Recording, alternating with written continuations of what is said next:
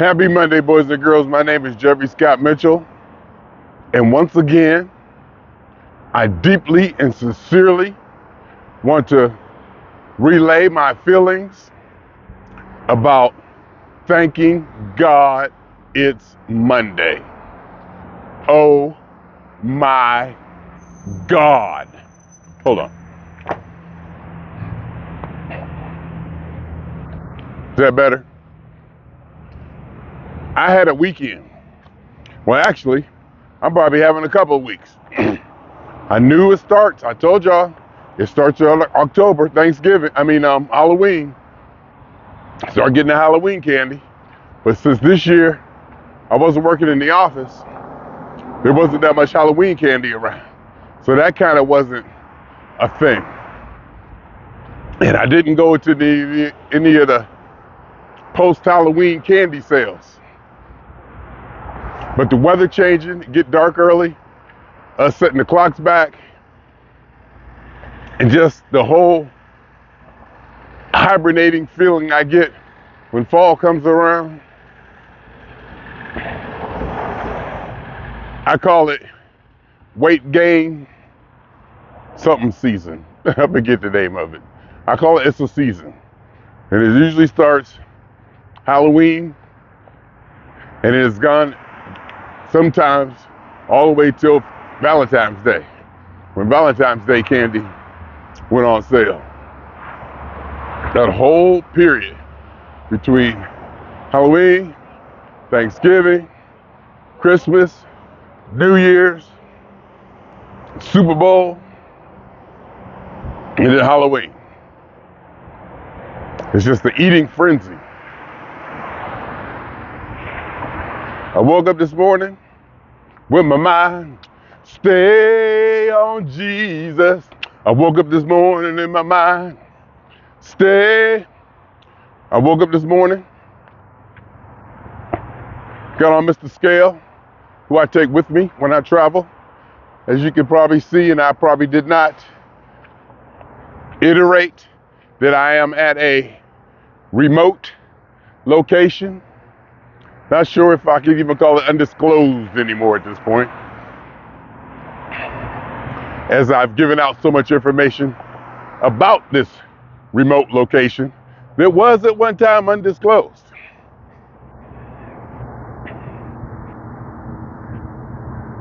What was I? What was I talking about? I forgot. But as you might can tell, I feel good. I do feel good, even though Mr. Scale, oh yeah, I take Mr. Scale with me, even when I travel. I'll throw Mr. Scale in my Amazon Basics carry-on, just serving me well. I think I paid $35, $40 for that. Once I realized, or I hit the point that where you gotta have wheels. You gotta have wheels on your luggage nowadays. If you don't got wheels on your luggage, you ain't got no luggage. Ain't no sense of carrying nothing through nobody's airport. So, and I got one that I can fill up as much as I can. It's kind of a hard shell, but it's not. It's like a soft, hard shell. So I can fill it up.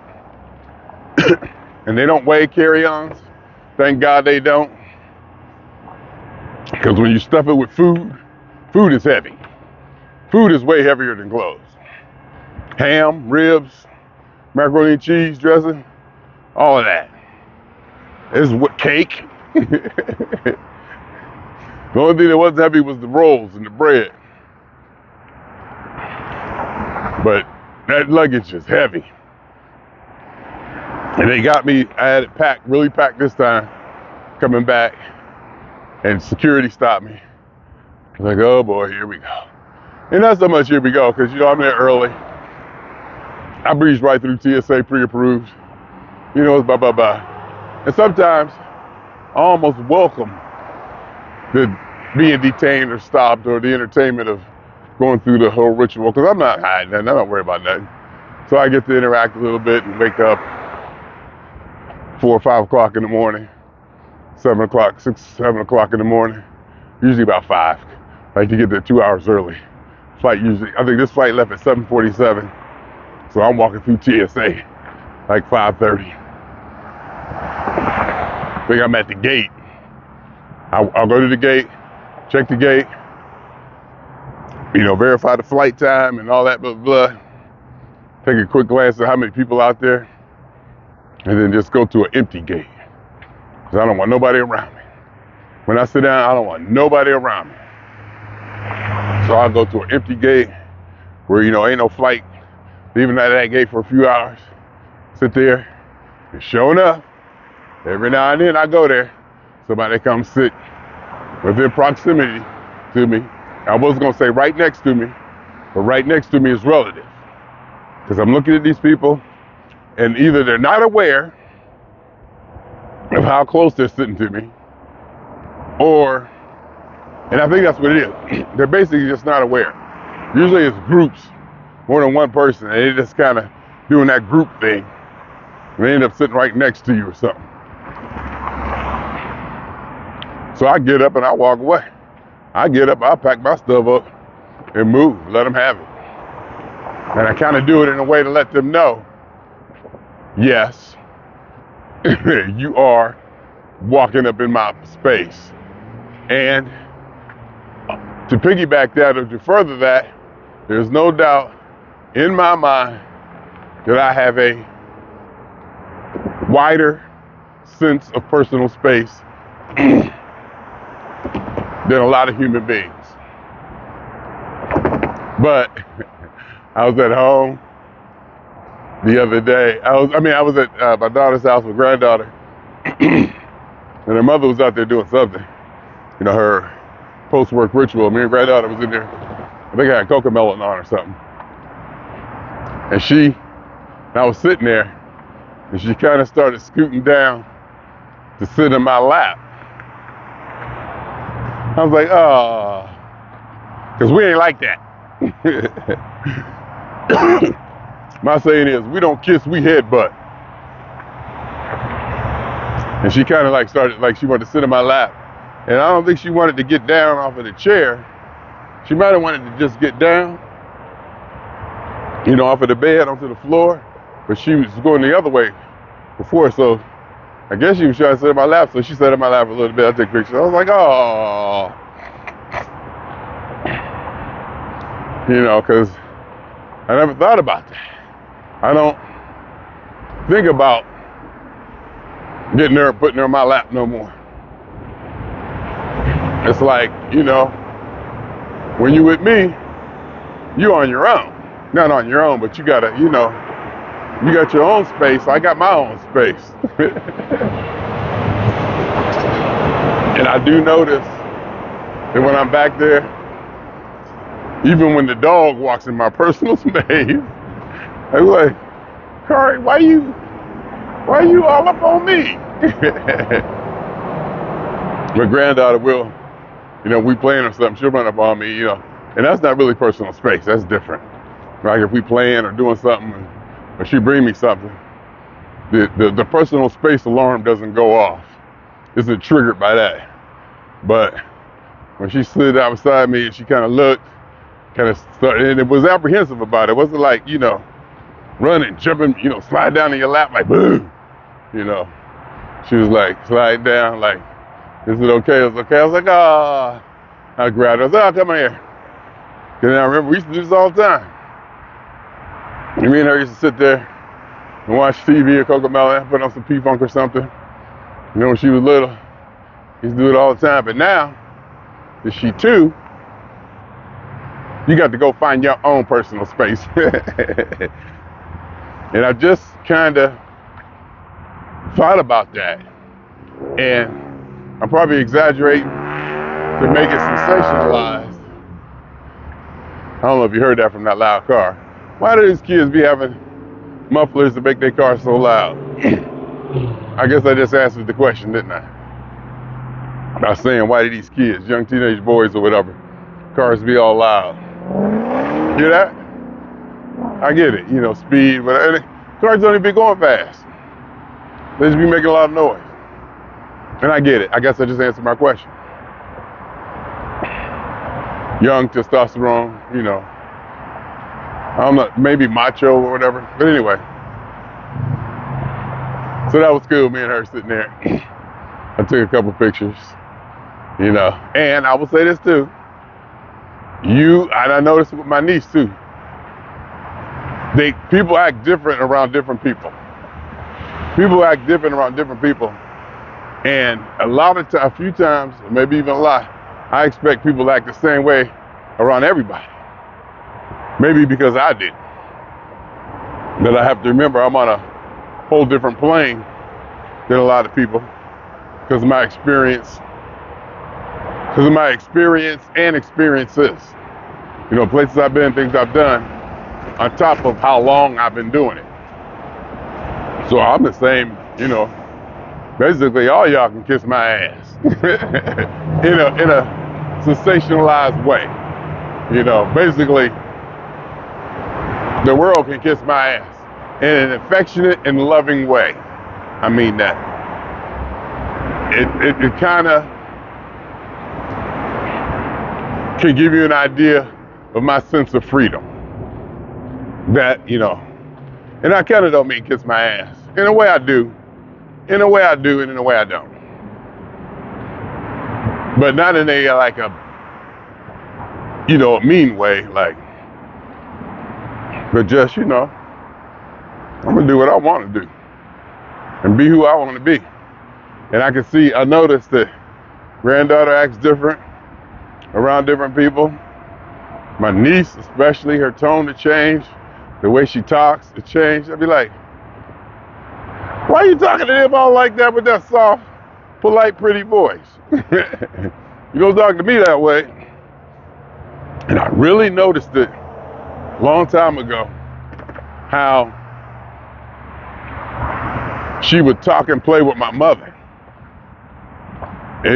She was just way more open, way more free with my mother. I was like, whoa, okay. And I noticed that. I was like, she don't talk to me that way.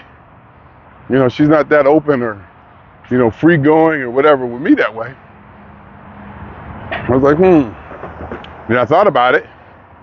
I was like, I like it that way. I want it that way. You know, I want it that way. I don't want to cross a line. I don't want that line crossed. And with granddaughter, I like maintaining a line. I think my daughter called it that I'm the authority, or, you know, who's in charge, or, you know, not respect. And I've said before that, you know, a little bit of fear is probably not a bad thing. A little bit of fear or apprehension is probably not a bad thing if used correctly. So because there's certain things that granddaughter won't do in my presence that she'll do to her mother and grandmother. And I think that's just her recognizing, you know, not necessarily what she can get away with, but, you know, the roles and different situations and all that. And I think that's good. You know, because I'll look at her.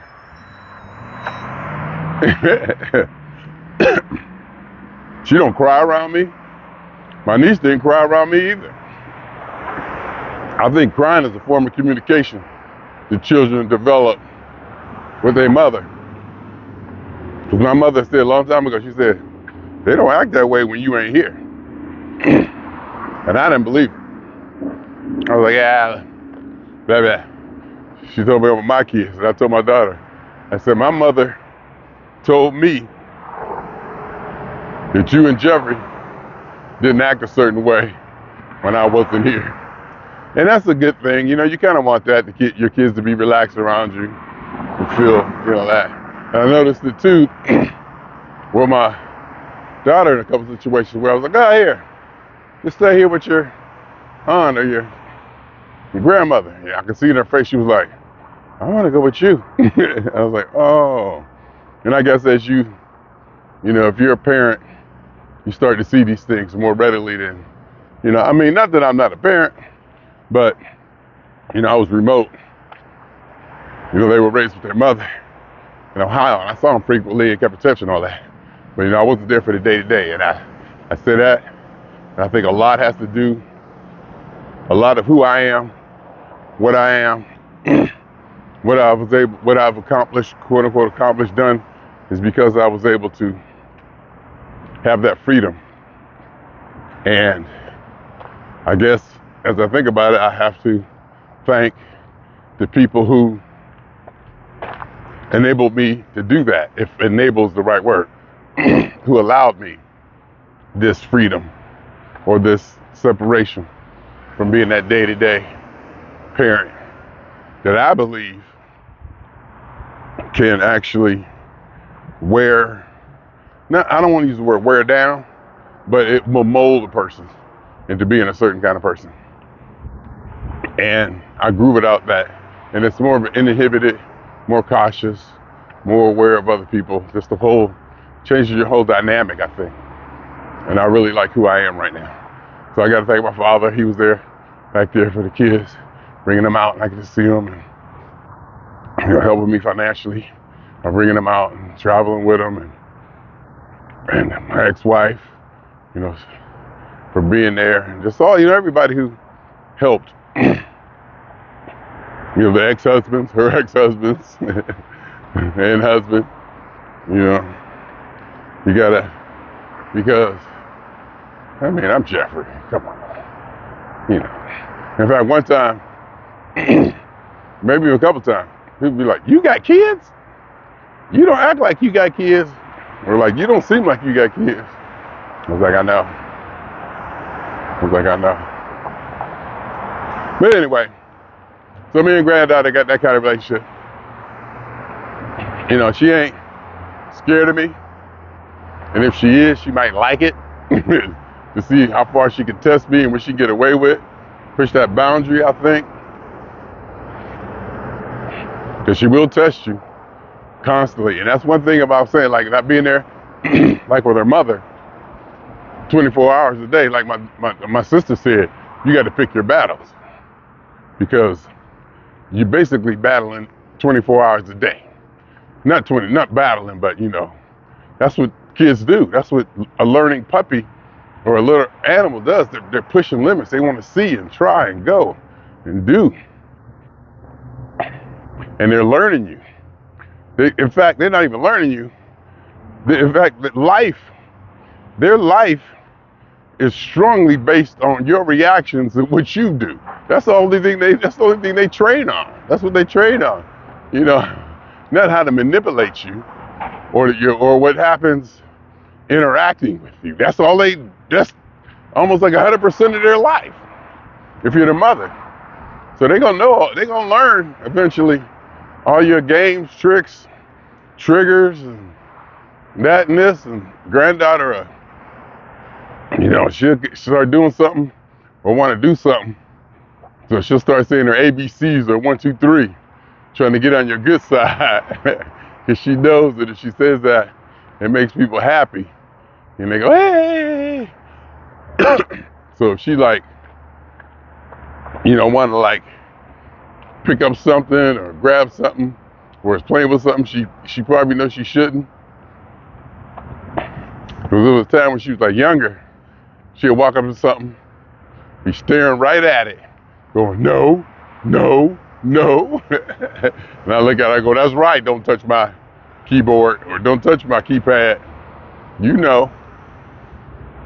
And she'll walk over to it, looking at it. You can see little kids looking at it.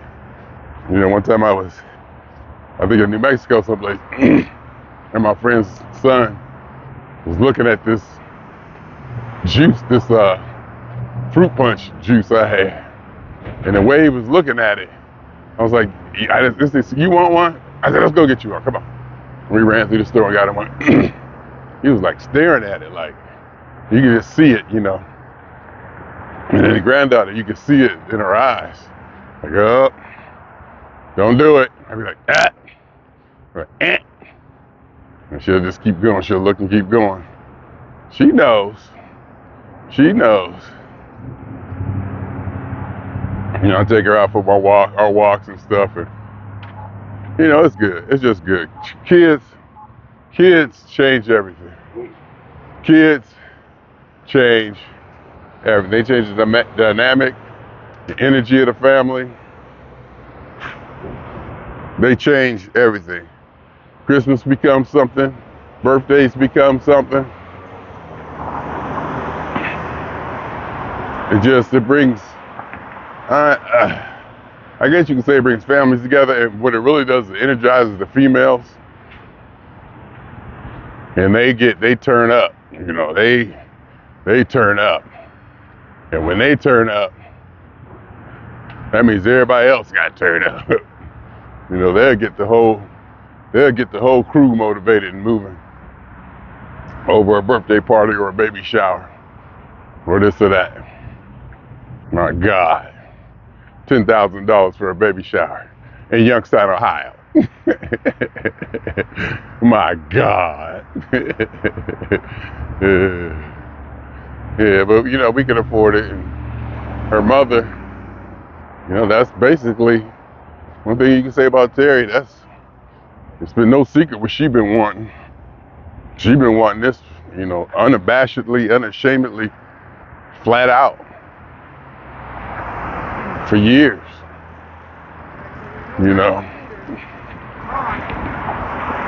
She's having, and like I've said before, the mother's family has the best proximity to the child. So Terry pretty much seemed like she in her heaven. She get granddaughter every day, watching her or whatever, and teaching her ABCs and 1, 2, 3s and the Cocomelons, and you can see how much she really, really, really enjoys that relationship. Being there, learning how she get excited about what I would call little stuff. How she get excited about little stuff, but it's not little. It's not little to a developing human being who has never, ever, ever done that before. Like, I think one time, we was over our sister's house, and it was me, my daughter, niece, my sister, and granddaughter. And granddaughter was like months old. Couldn't walk, couldn't barely do nothing. Maybe a couple months old or something like that. Could barely just do anything. And we was just in the room. My sister was holding her. And we was just doing what we do, talking loud, just going back and forth, laughing, just talking, doing all that. Like how we do, TV's on it, all that, And then all of a sudden I said, what's that? Listen.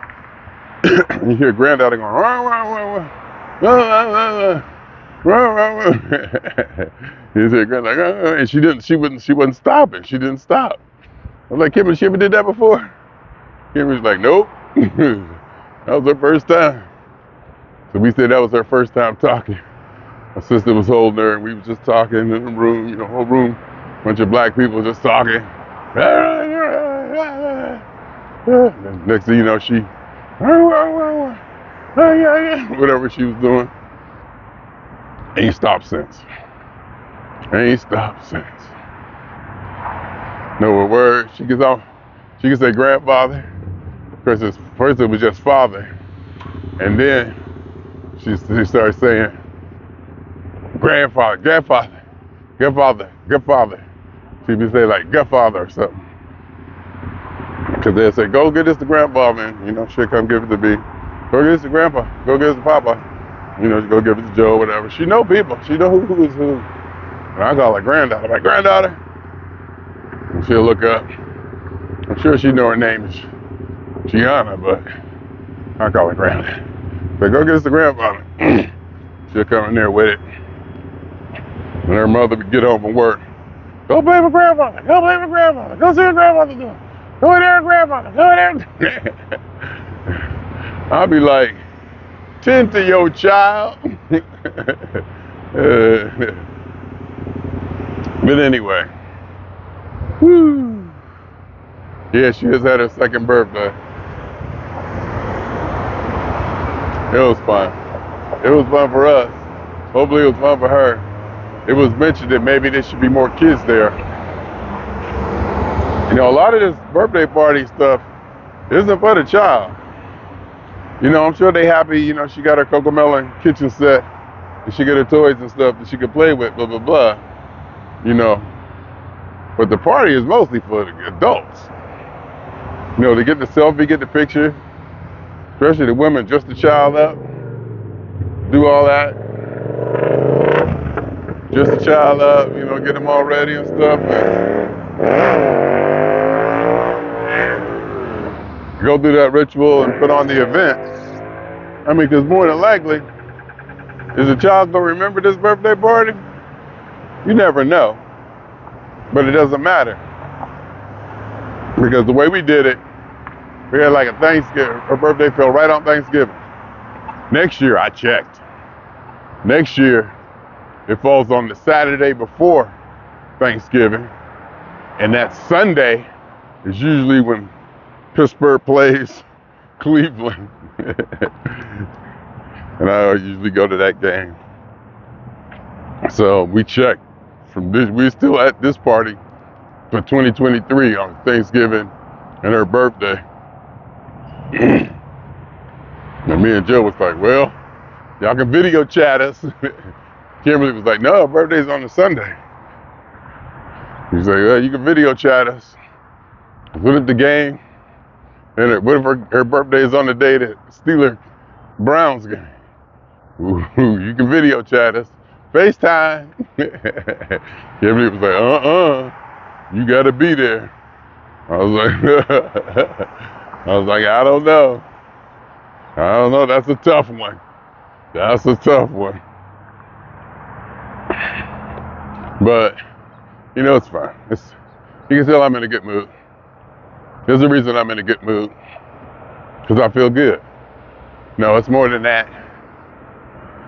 I'm working on myself. I'm making changes. There's a few things I need to do. There's a few things I need to get serious about.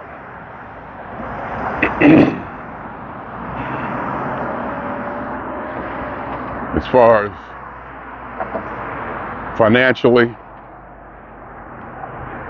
things I got to get ready, prepare for, not get ready, but prepare for.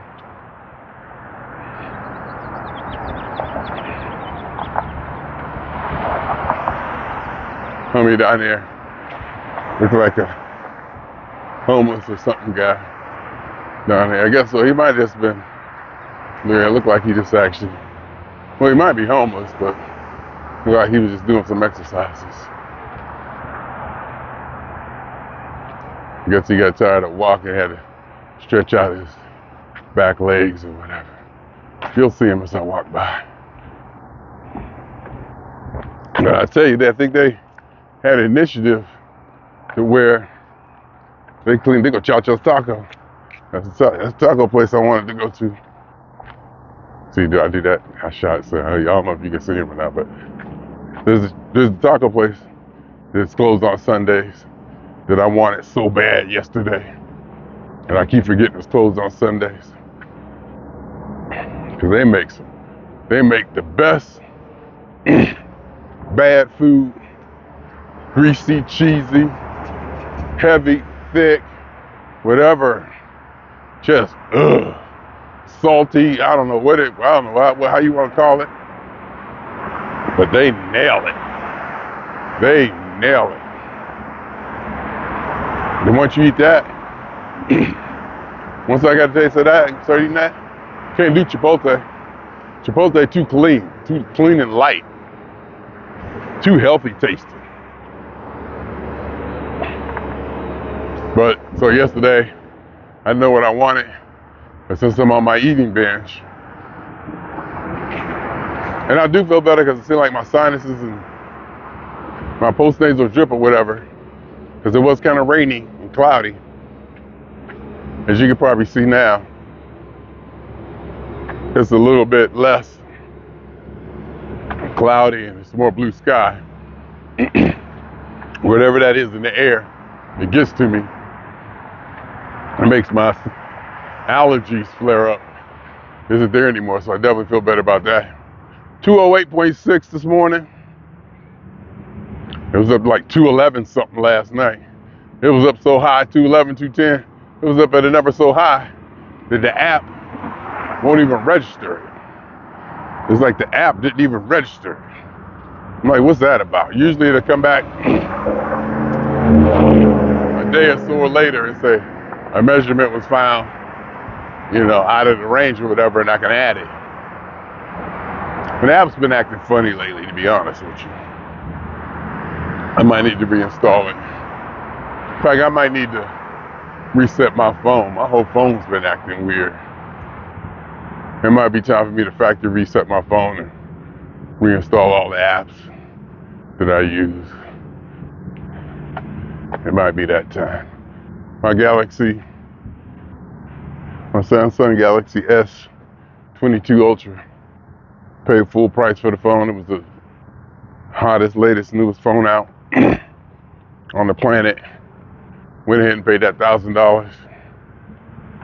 I think because I was traveling. I think because I was going to Europe or something. Yeah, I think I got this because I was traveling.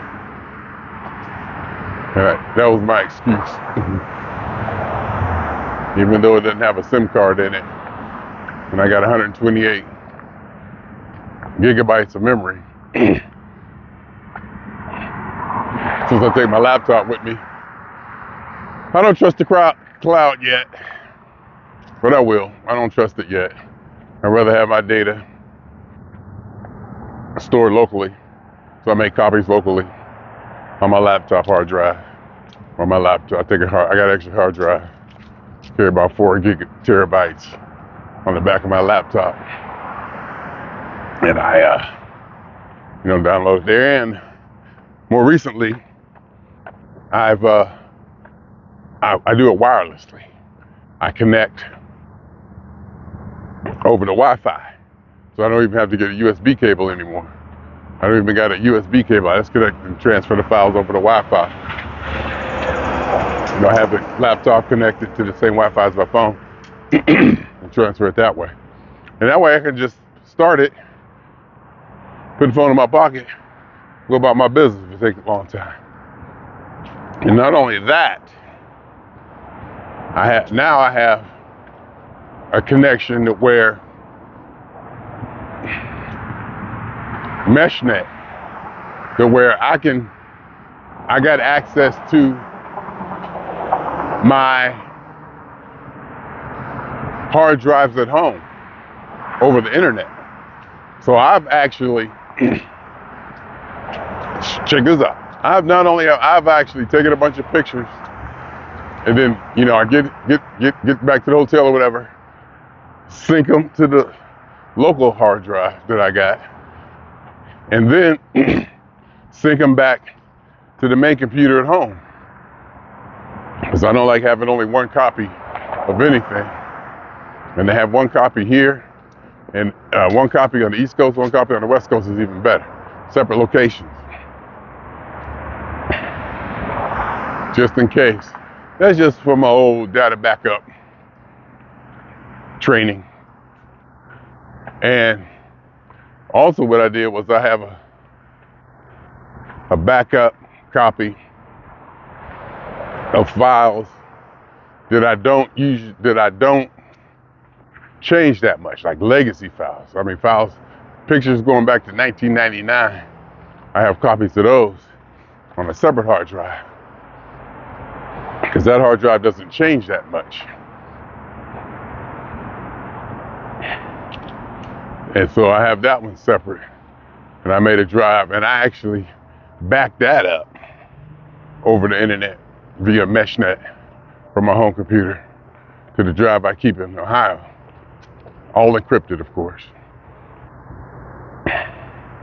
Which means that ain't no getting in them without the password. As far as the dynamics and specifications of encryption, which I followed to create these containers and drives. It would take 20 years, 20 plus years to get in there with the passwords that I use. But anyway,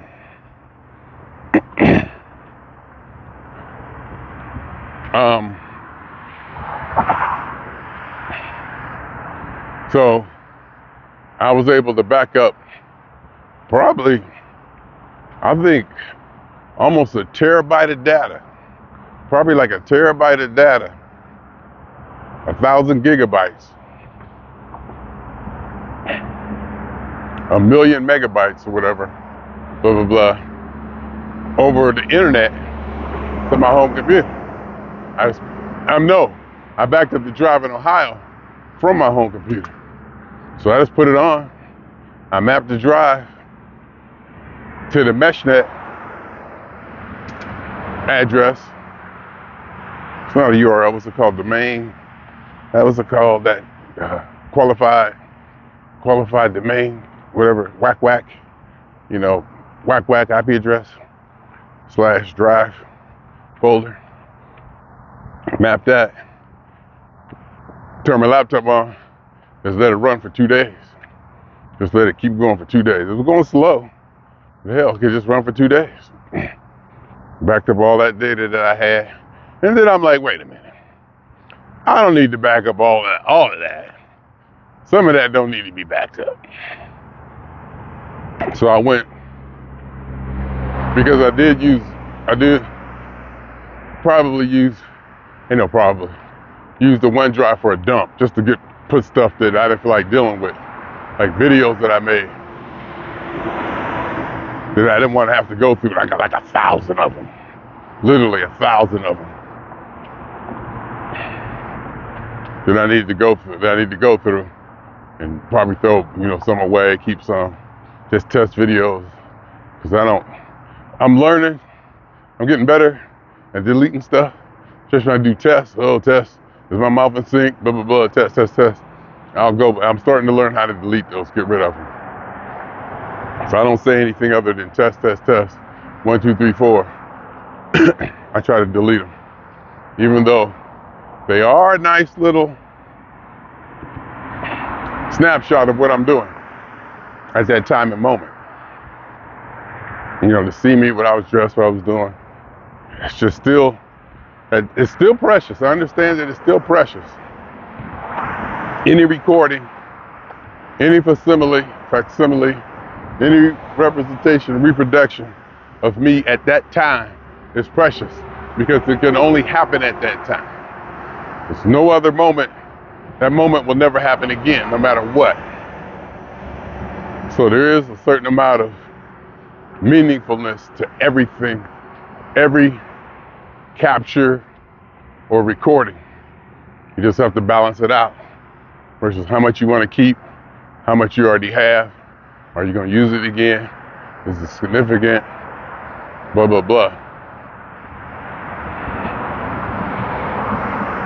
Because if history touches me the right way, if I can put it that way, I just started that. I'll think of a better way to say it in the future. If history embraces me the way I think it might, every drop of media that I'm in or a part of will become precious. Yep, like Jesus. Everything Jesus touched, everything Jesus spit. I was thinking, if Jesus had to go to the bathroom, Jesus' excrement, whatever, it's holy. And you may say, are you equating yourself, or do you foresee yourself as attaining that level of reverence or notoriety or significance? If I don't, nobody else will. It got to start with me. And it has a long time ago. And it has a long time ago. Like I said, when I went to Paris, I went to see Napoleon's grave. I was like, oh my God. Oh my, I want this. First I wanted to be cremated. Because that is cremated. Then after what I saw what Napoleon got, no. I want that. See, the pyramids is one thing, right? But let's face it, the pyramids is too much. You know, if those were tombs, and pharaohs are buried under those tombs, and they both in the last, okay, they were, you know, major, you know, 8th wonder of the world, 7th wonder of the world, major impact, blah, blah, blah, everything. That's a little too much. That's a little too much. Well, Napoleon got. I like the way it was done. I really like the way it was done. Even though it was in the church, you know, very religious like,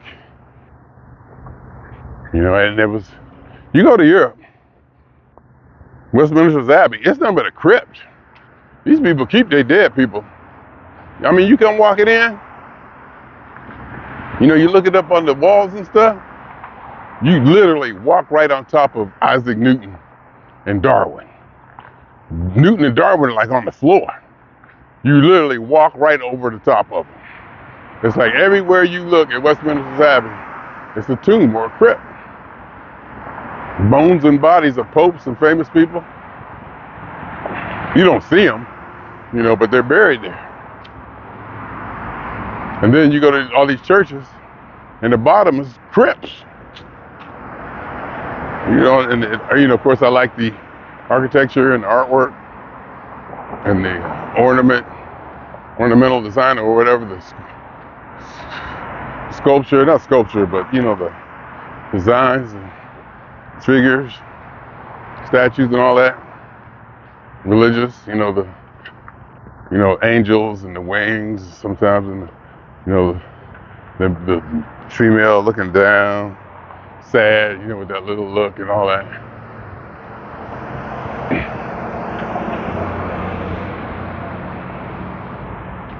Yep. How'd I get on that? Well, as you can see, I'm feeling good. I'm feeling good. 2:08. Let's see where I'm at Friday. Can't take no more days off. We ain't gonna take no more days off, because I gotta take a day off December 21st when P-Funk play. I forget where they play.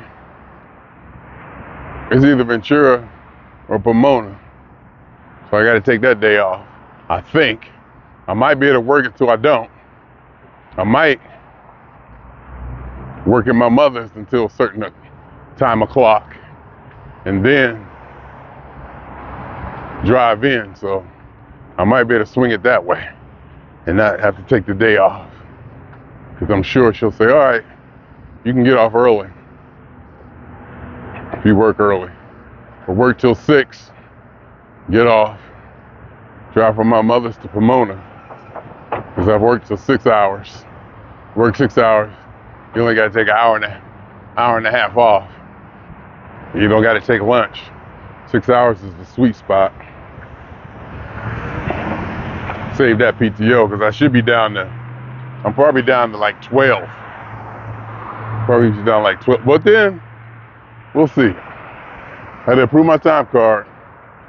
And when I approve my time card, that's when we get our PTO credited. And I think I get like 8 hours PTO every 2 weeks. Because I get 28 days a year. And there's 26 weeks. There's 26 paychecks in a month. There's 26 pay periods. So I get over a day a pay period. So if I can go, for every 2 weeks I go without taking a day off, I gain a day. So I gotta, get back into it, get my PTO up. Because my PTO, when I was first working there, I'd never take a day off. In fact, the first time I missed a day, they called me at home, seeing if everything was okay. I was like, yeah, I'm sick. And this was, and I wasn't taking days off because of laziness or mental stress or anything. Back then, I was strong for like 2 years. I was coming in there killing them. For 2 years, like I said, I didn't even yawn at that place for a year and a half because I was just on it. I wanted it bad. I wanted to be there bad. I put more into that job than I probably ever have any other job. And that was probably because my capability level and understanding with all the experience, prior experience, was at a higher level, smarter, more attuned. I knew what to do, knew how to do it, was able to think it out, had better control, if I could put it that way, of my physical and mental self, more discipline, more understanding. So when I applied myself, I was able to go all out, do what I had to do to be there, because I wanted to be there. And I showed them.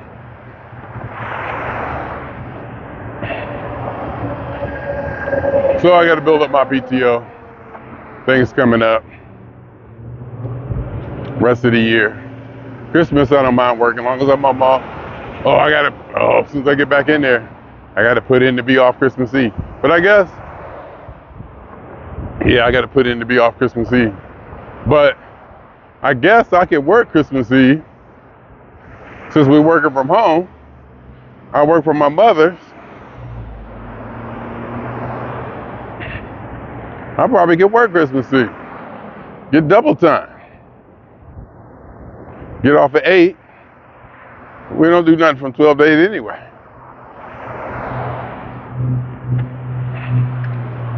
So, that might work out.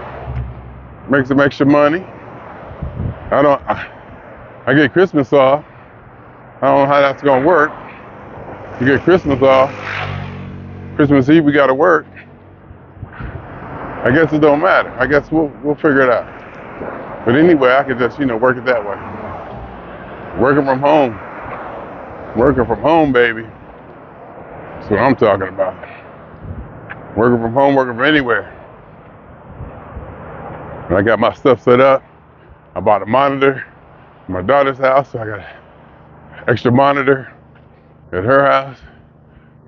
I bought a monitor from home, from, trickle down, hand-me-down monitors. When I got a better one, the other one goes down lower. So I took the least,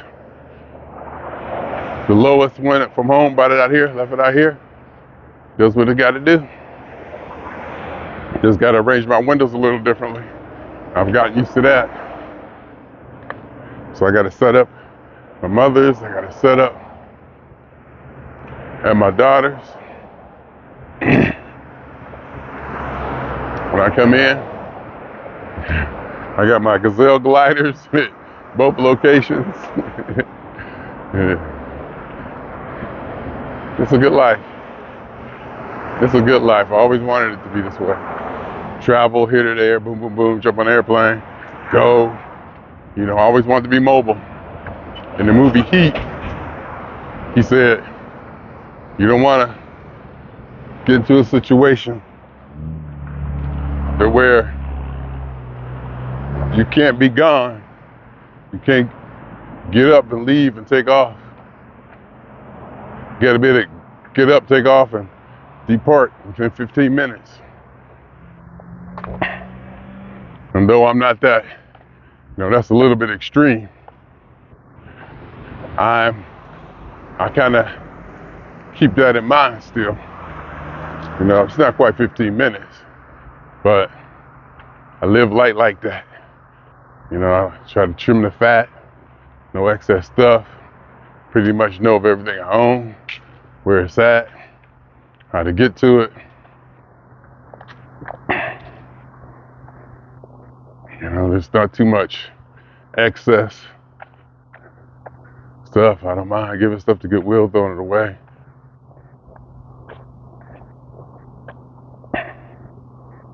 That's the kind of lifestyle I always want. Not nomadic, because, you know, I talk about all this, you know, it may sound like I want to be like a go here, go there. I've been living in the same place for 20 plus years. Say what you want.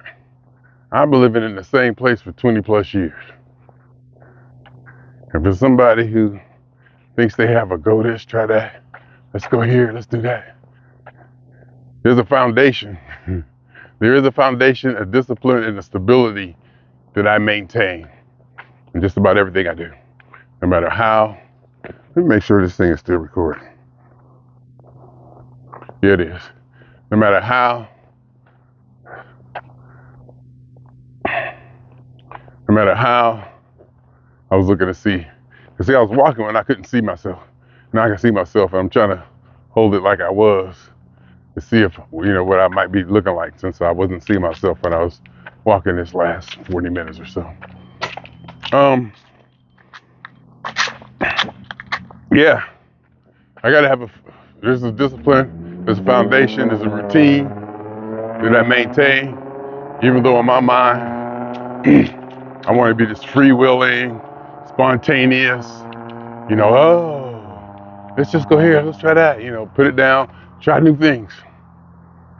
If you really look at it, the core of my existence is on a very, very, very stable, established foundation.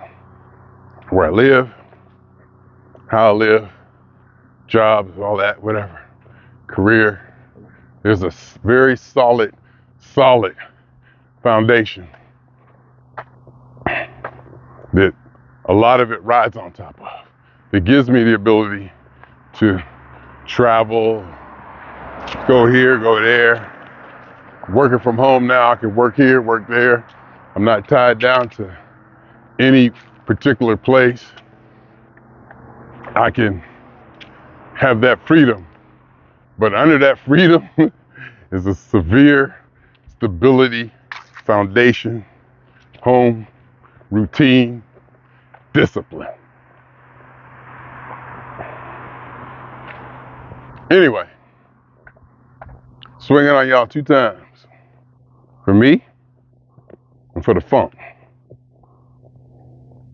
And for every elementary particle that has ever existed in this or in any universe that ever was, is, or will be, a totality of it all, the theory of universe, a hypothesis of all as one. My name is Jeffrey. Oh, I gotta come back in like this. I probably should have did the other way, huh? Now I gotta cut it off like this. Like my goatee, I realized I gotta cut my goatee down. I gotta cut it down. I was having it too shaggy. It was too long. I was thinking, you know, the more hair, the better. No, you want the hair trimmed so that it looks sharper and better. It looks better trim, looks more trim than it does shaggy, whatever shaggy means.